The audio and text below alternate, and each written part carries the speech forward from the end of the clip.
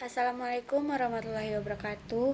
Hai guys, perkenalkan nama saya Mutia Syaida dari Universitas Negeri Gorontalo, Fakultas Ekonomi, jurusan Manajemen, Prodi S1 Manajemen, kelas G.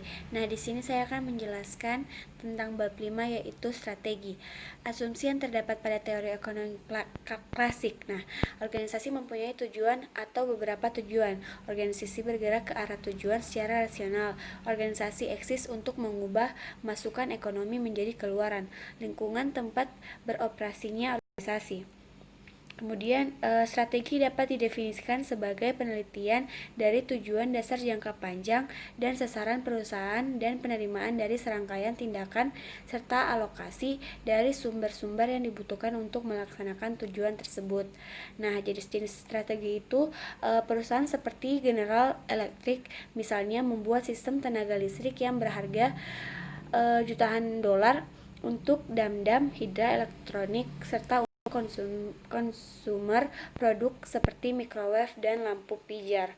Kemudian dimensi-dimensi strategi itu ada implikasi terhadap struktur organisasinya. Itu ada inovasi sampai sejauh mana organisasi memperkenalkan produk atau jasa utamanya yang baru. Yang kedua, diferensiasi dalam pemasaran, menciptakan para pelanggan dengan cara memenuhi kebutuhan secara khusus.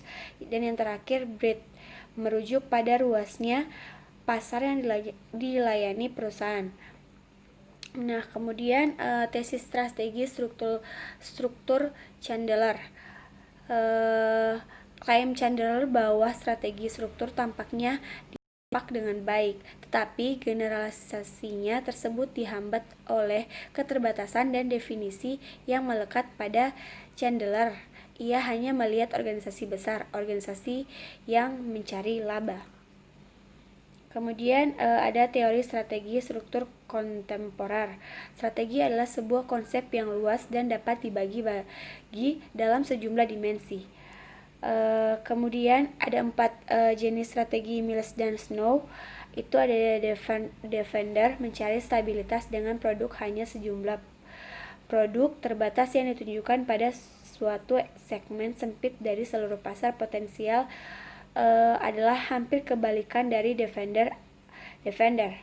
Analyzer mencoba mengambil yang terbaik dari kedua strategi tersebut di atas. Kemudian reaktor mewakili strategi sistem. Strategi bersaing dari Porter. Misal Porter berargumen tidak satupun perusahaan berprestasi secara berhasil pada tingkat di atas rata-rata dengan mencoba segala-galanya bagi semua orang. Kemudian ada kerangka kerja integratif dari militer. Keterbatasan strategi imperatif. Tantangan lain terhadap strategi imperatif hubungan dengan faktor kelambatan. Pada saat manajemen mengimplementasikan sebuah strategi baru, seringkali perubahan tidak terjadi saat itu juga. Nah, dapatkah strategi mengikuti struktur? Jika kita berpikir sejenak, maka sudah pasti dapat dikatakan bahwa struktur bisa mempengaruhi strategi. Struktur dapat memotivasi atau menghalangi tindakan. Selain itu juga menghambat pilihan strategi. Kemudian hubungan industri struktur yang berhubungan erat dengan masalah dampak strategi terhadap struktur adalah peran industri sebagai determinan struktur. Ada karakteristik yang mencolok dari industri yang mempengaruhi strategi yang mereka pilih. Nah, sekian dari saya. Semoga bermanfaat. Wassalamualaikum warahmatullahi wabarakatuh.